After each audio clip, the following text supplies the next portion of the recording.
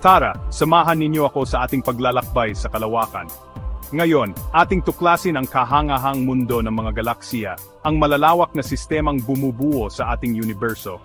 Ang ating Milky Way ay isa lamang sa bilyon-bilyong galaksiya. Isipin ninyo, parang mga buhangin sa dalampasigan. Ang bawat galaksiya ay isang napakalaking pulo ng mga bituin, gas at alikabok. Bumubuo sila ng isang malawak na lambat sa kalawakan na umaabot sa napakalayong distansya. Parang mga kalsada na nagdugtong sa mga lungsod sa ating malawak na bayan. Ang mga bituin ay isinisilang, nabubuhay at namamatay at nagbibigay liwanag sa kalawakan. Parang mga makukulay na paputok sa isang pagdiriwang. Sa kanilang kaloob-looban ay nakatago ang mga napakalaking black hole. Kapit tayo ng mahigpit at sisimulan na natin ang ating paglalakbay sa kalawakan. Parang si Yuri Gagarin, pero mas malayo pa. Tuklasin natin ang mga hiwaga ng mga galaksiya. Ito ang kwento ng mga galaksiya na nakasulat sa kalawakan.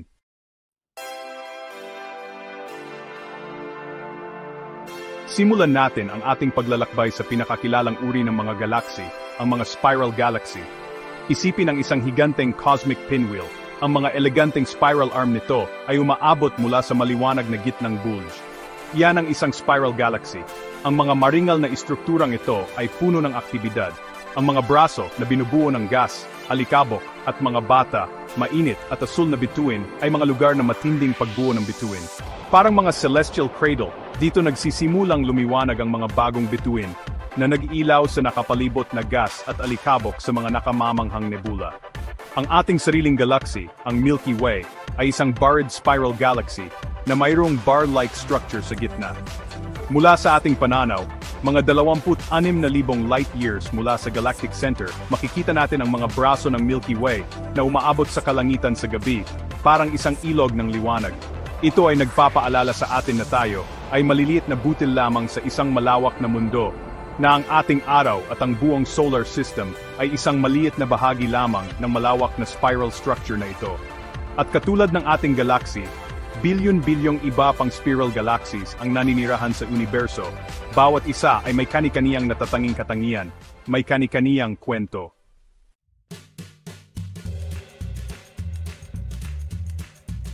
Ang mga spiral na braso ay bahagi lamang ng mga kahanga-hangang istrukturang ito. Sa gitna ay ang bulge, isang kumpol ng mas matatandang bituin. Sa bulge na ito ay madalas na matatagpuan ang isang napakalaking black hole, ang sentro ng grabidad ng galaksiya. Nakapalibot dito ay ang halo na puno ng matatandang bituin at dark matter. Ang lahat ng mga bahaging ito, ang bulge, disk, halo, at mga spiral na braso, ay magkakaugnay.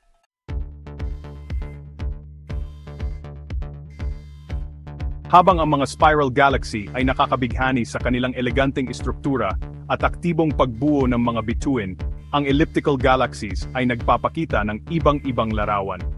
Ang mga higanteng ito sa kalawakan ay parang malalaking kuyog ng mga bituin na mayroong makinis na elliptical na hugis at walang mga natatanging spiral arms na meron ang kanilang mga kauri. Ang mga elliptical galaxy ay madalas na matatagpuan sa gitna ng mga kumpol ng mga galaxy, ang pinakamalaking istrukturang konektado ng gravity sa kalawakan.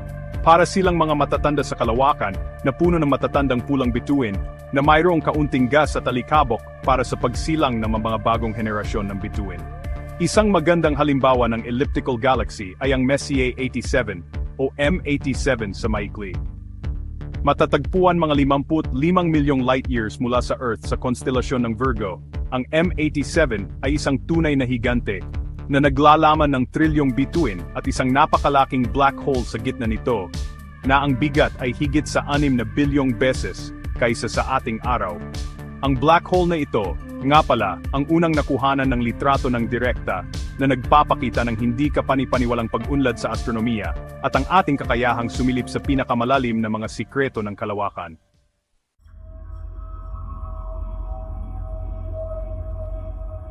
Ang mga bituin sa loob ng mga elliptical galaxy ay nagbibigay sa atin ng sulyap sa malayong nakaraan.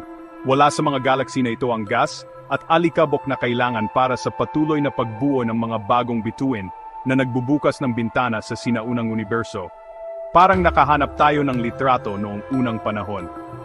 Sa pag-aaral ng kanilang liwanag, maaring malaman ng mga astronomo ang kasaysayan ng mga galaxy na ito, parang binabasa ang mga sinaunang sulat. Ang makinis na anyo ng mga elliptical galaxy, na parang mga higanteng pancake sa kalawakan, ay nagsasabi sa atin na ang kanilang ebolusyon ay iba sa mga spiral galaxy. Parang pagkukumpara ng tinapay at ensaymada, parehong masarap, pero magkaiba ang hugis at pinagmulan.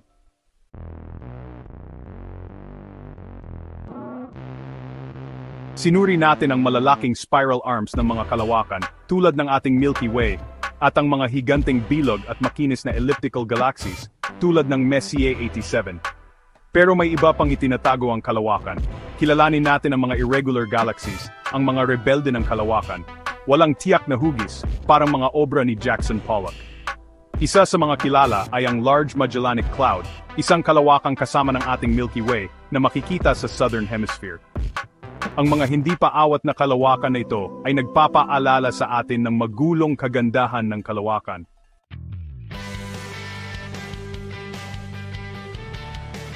Kaya, ano ang dahilan ng mga kakaibang hugis ng mga galaksing ito na walang estruktura? Ang sagot ay madalas na makikita sa napakalakas na puwersa ng grabidad.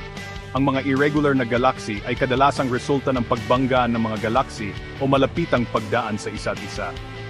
Isipin ang dalawang spiral na galaksy, bawat isa ay may sarili nitong kahangahangang mga spiral na braso na sumasayaw sa kalawakan, parang sa kwento ng Swan Lake. Habang naglalapit sila, ang kanilang mga gravitational field ay nagsisimulang magugnayan, hinihila at binabago ang mga bituin at gas na nilalaman nila. Ang cosmic tug of war na ito ay maaring magpabago sa kanilang mga karaniwang hugis, na iba ang kanilang anyo, parang mga galactic wreckage kaysa sa mga marilag na spiral na dati nilang anyo. Ngunit sa gitna ng kuluhang ito, mayroon ding paglikha. Ang matinding puwersa sa mga galactic interaction na ito ay maaring magdulot ng pagsabog ng pagbuo ng mga bituin.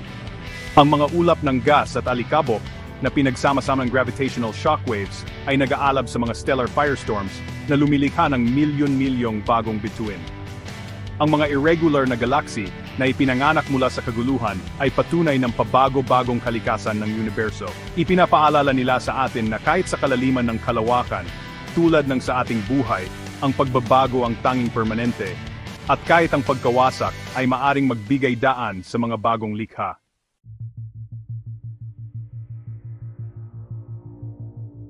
Naglakbay na tayo sa mga spiral arm ng mga galaxy tulad ng ating Milky Way, humanga sa mga higante at makinis na elliptical galaxy, at sinuri ang magulong kagandahan ng mga irregular galaxy. Pero ang universo, sa kanyang walang katapusang pagkakaiba-iba, ay nag-aalok ng isa pang uri ng galaxy, ang lenticular galaxy. Isipin ang isang galaxy na nasa balance sa kalawakan, isang lugar kung saan ang mga katangian ng spiral at elliptical galaxy ay tila pinagsama. Ito ang mga lenticular galaxy, na may makinis at patag na disk structure ng mga spiral, ngunit wala ang pangunahing katangian, ang mga spiral arm. Halimbawa, ang NGC 2787, isang magandang lenticular galaxy na matatagpuan mga 24 na milyong light-years ang layo mula sa atin sa konstelasyon ng Ursa Major.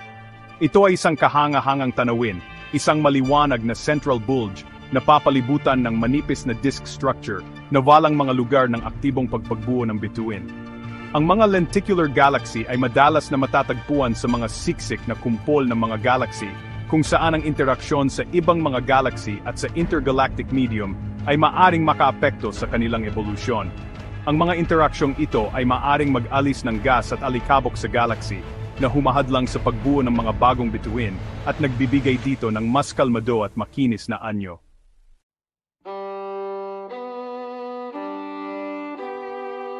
Ang mga lenticular galaxy tulad ng NGC 2787 ay mukhang mas matanda.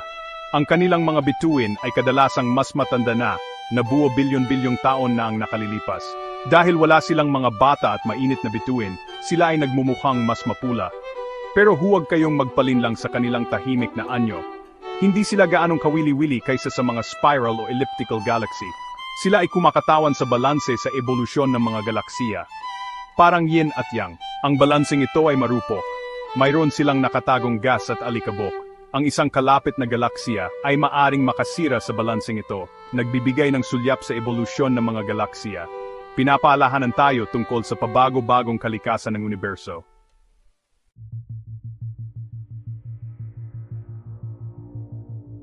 Naglakbay tayo sa kalawakan, sinuri ang iba't ibang hugis at laki ng mga galaksiya. Ngayon, silipin natin ang pinakasentro nitong mga pulo ng kalawakan, kung saan nagahari ang grabidad, ang galactic core. Sa gitna ng karamihan ng mga galaksiya ay isang napakalaking black hole. Ang mga halimaw na ito sa kalawakan, milyon-milyon o bilyon-bilyong beses na mas malaki kaysa sa ating araw, ay nagkukubli sa dilim.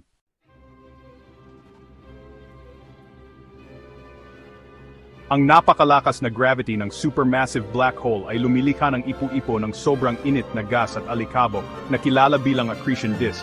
Ang disk na ito ay maaring mas maliwanag pa sa bilyon-bilyong bituin. Ang ilang black hole ay naglalabas ng mga jet ng high-energy particles na umaabot ng libu-libong light years. Isipin mo, parang fountain sa kalawakan. Ang mga jet na ito na halos kasing bilis ng liwanag ay lumilikha ng mga kahanga-hangang radio emissions at parang higanteng mga tenga sa kalawakan. Ang epekto ng gravity ng black hole sa mga bagay sa paligid nito ay isang matibay na ebidensya ng kanyang existence, parang isang invisible na kamay na kumokontrol sa lahat. Ang paggalaw ng mga bituin at gas cloud sa paligid ng galactic center ay nagpapakita ng presensya ng isang invisible na mass, ang supermassive black hole, parang isang conductor ng orchestra na kumokontrol sa galaw ng mga cosmic bodies. Ang galactic core, isang lugar na mayroong hindi kapanipaniwalang ganda at hindi masukat na kapangyarihan, isang tunay na cosmic coliseum. Dito, ang mga batas ng physics ay sinusubok at inilalantad ang mga sikreto ng cosmos, parang isang matryoshka doll na puno ng mga misteryo.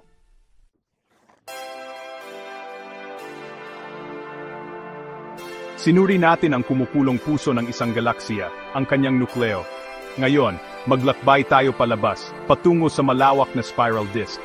Isipin ang isang makalangit na carousel, isang engranding waltz ng mga bituin, gas, at alikabok.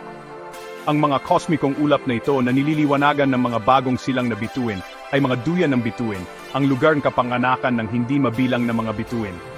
Ang disk ay isang lugar ng patuloy na pagbabago, isang kosmikong siklo ng kapanganakan, kamatayan at muling pagsilang.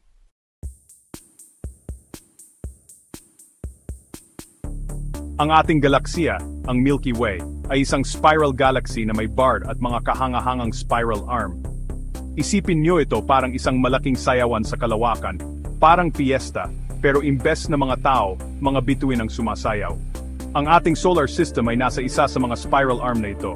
Kunwari, titingin kayo sa kalangitan sa gabi mula sa isang planeta sa gilid ng Milky Way. Makakakita kayo ng mga linya ng mga bituin at madilim na mga ulap ng alikabok, parang may nagsaboy ng uling sa mga bituin. Ito ang Milky Way mula sa loob. Isang napaka-diverse na lugar ng mga bituin, puno ng mga kamangha-mangha, parang isang kosmikong palengke. Tayo ay mga anak ng Milky Way, ang ating mga kapalaran ay konektado dito, parang mga sinulid sa isang mahiwagang karpet.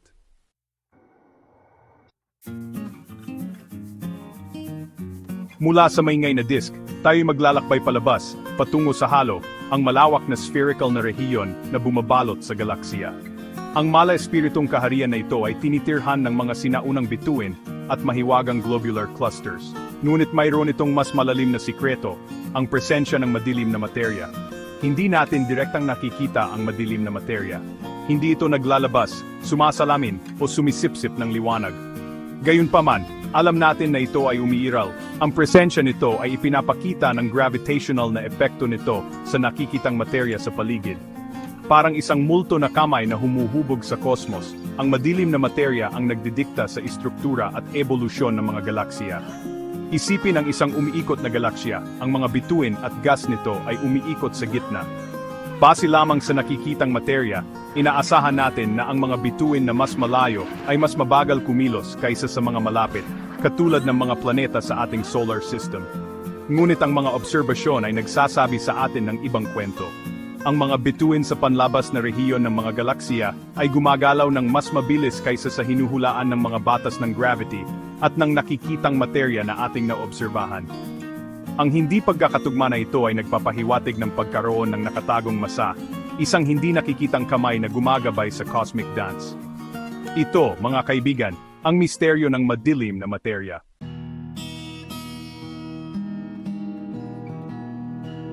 Nakakalat sa halo, parang mga alitap-tap sa langit, ay ang mga globular cluster. siksik at bilog na mga kumpol ng daan-daang libo o milyon-milyong bituin. Pinaniniwalaang ang mga sinaunang labi na ito ay nabuo noong unang panahon ng Sansinukob bago pa man mabuo ang disk ng Milky Way. Isipin mong pinagmamasdan mo ang isang globular cluster gamit ang isang malakas na teleskopyo. Makakakita ka ng nakasisilaw na bola ng mga bituin. Bawat isa ay isang maliit na tuldok ng liwanag, napakalapit sa isa't isa. Sa gitna ng kumpol, ang mga bituin ay napakalapit, ilang light years lang ang layo, napakaliit na distansya sa larangan ng kalawakan. Ang mga pulutong na ito ng mga bituin ay parang mga time capsule na nagbibigay sa atin ng sulyap sa maagang Sansinukob. Ang mga bituin sa loob nito ay ilan sa mga pinakamatandang bituin na kilala natin at ang kanilang komposisyon ay nagbibigay ng mga pahiwatig tungkol sa mga kondisyon pagkatapos ng Big Bang. Ang halo, kasama ang dark matter at mga sinaunang globular cluster nito, ay nagpapaalala sa atin na ang Sansinukob ay isang lugar ng malalim na misteryo at walang hanggang kagandahan.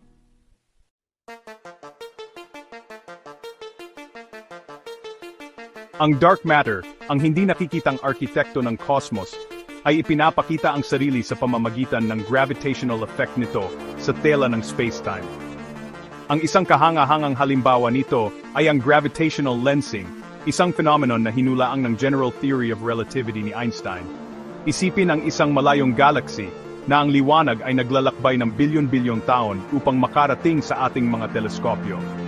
Kung ang isang napakalaking bagay, tulad ng isang kumpol ng mga galaxy na naglalaman ng malaking halaga ng dark matter, ay nasa ating linya ng paningin, ang gravity nito ay maaring bumaluktot at mag-distort sa landas ng liwanag na ito. Ang pagbaluktot na ito ay gumaganap bilang isang cosmic lens na nagpapalaki at nagdidistorbo sa imahe ng malayong galaxy sa likod nito.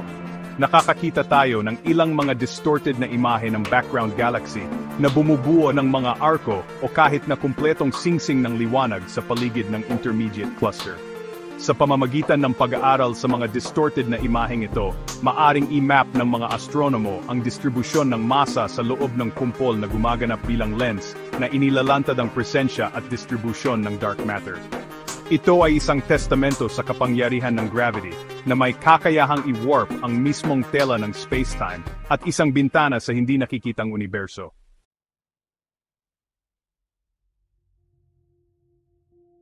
Ang kalikasan ng dark matter ay nananatiling isa sa pinakamalalim na misteryo ng modernong astrophysics. Ano nga ba itong mahiwagang bagay na bumubuo sa malaking bahagi ng masa ng universo?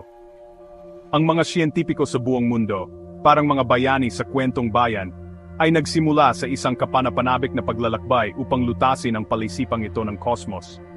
Ang ilang teorya ay nagmumungkahi na ang dark matter ay binubuo ng mga WIMP, mga weakly interacting massive particles, mga hypothetical na partikulo na nakikipag-ugnayan lamang sa ordinaryong materya sa pamamagitan ng gravity at mahinang puwersang nuklear. Ang ibang mga teorya ay nagsasalita tungkol sa pagkakaroon ng mga aksyon, isa pang uri ng hypothetical na partikulo na may mga kakaibang katangian.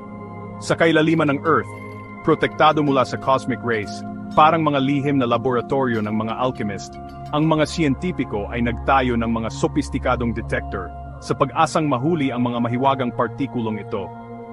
Hinahanap nila ang mahihinang signal, halos hindi mahalatang interaksyon, na maaring magbunyag ng presensya ng dark matter. Ang paghahanap sa dark matter ay isang paglalakbay sa hindi alam, tulad ng paglipad ni Yuri Gagarin. Ito ay patunay ng walang humpay na pagkausyoso ng sangkatauhan at ang ating patuloy na pagsisikap na maunawaan ang universo at ang ating lugar dito.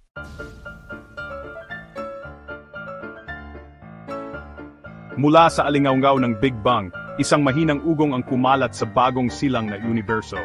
Ito ang pinakaunang simponya ng mga pagbago-bago ng quantum, maliliit na alon sa ibabaw ng espasyo-oras.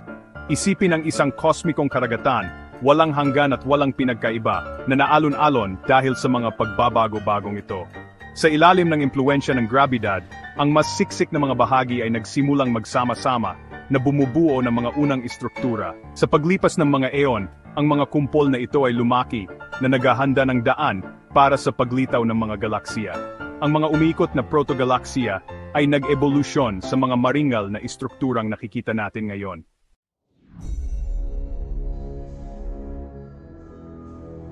Kaya, ang unang Sansinukob, Hindi lang ito mga eleganteng waltz at tahimik na pagtitipon. Ito ay panahon ng napakalaking enerhiya at magulong liwanag. Isipin ang isang cosmic firework display, ngunit bilyon-bilyong beses na mas malakas. Ang mga bituin ay ipinapanganak ng napakabilis, mas malaki, at may mas maikling buhay kaysa sa ating araw. Mga tunay na cosmic na bayani. Ang mga higanteng bituin na ito ay nabuhay ng mabilis at namatay ng bata, at ang kanilang pagkamatay ay inihayag ng mga kahangahangang pagsabog ng supernova. Tulad ng sinasabi nila, mabuhay ng maliwanag, mamatay ng mabilis. Ngunit ang mga supernovang ito ay hindi lamang mapanirang mga kaganapan. Sila ay mga cosmic alchemist na naghahasik sa sansinukob ng mabibigat na elemento na hinubog sa kanilang nagliliyab na mga core. Ang mga elementong tulad ng carbon, oxygen, nitrogen, ang mga bloke ng buhay mismo, ay nakakalat sa lahat ng dako. Ang mga bagong nabuo na elementong ito ay nahalo sa mga ulap ng hydrogen at helium na nagpayaman sa interstellar medium, parang nagdadagdag ng pampalasa sa cosmic soup. Mula sa enriched material na ito, kalaunan ay nabuo ang mga bagong henerasyon ng mga bituin. Bawat isa ay mas komplikado sa chemical kaysa sa nauna. Kaya, mula sa mga buto ng Big Bang na dumaan sa mga horn ng mga unang bituin, ipinanganak ang mga kalawakan. Ang sansinukob, na dating walang anyo, ay nagsimulang magkaroon ng masalimuot na tapestry ng liwanag at istruktura na nakikita natin ngayon. Isang tapestry na hinabi sa loob ng bilyon-bilyong taon sa hindi maisip na mga distansya. Tulad ng isang mahiwagang burda, patuloy itong humanga sa atin sa kagandahan at pagiging komplikado nito.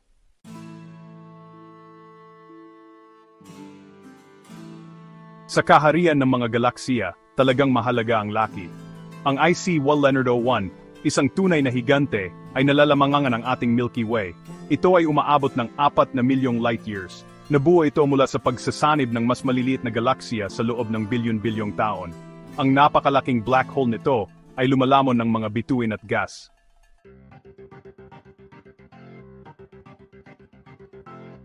Pero ang sansinukob ay hindi lamang tungkol sa mga higante. Sa bawat IC-1101, napakaraming maliliit na kalawakan, ang mga hindi kilalang bayani ng kalawakan. Ang maliliit na kalawakan na ito, na ang ilan ay may ilang milyong bituin lamang, ay parang mga alitap-tap sa kalawakan. Ang mga maliliit na kalawakan ay mahalaga sa ating pag-unawa sa sansinukob. Pinaniniwalaang sila ang mga blok ng mas malalaking kalawakan, parang mga brick sa isang laruang Lego sa kalawakan. Kaya sa susunod na pagtingin mo sa kalangitan sa gabi, alalahanin ang kamangha-manghang pagkakaiba-iba ng mga kalawakan, malaki at maliit, maliwanag at malabo.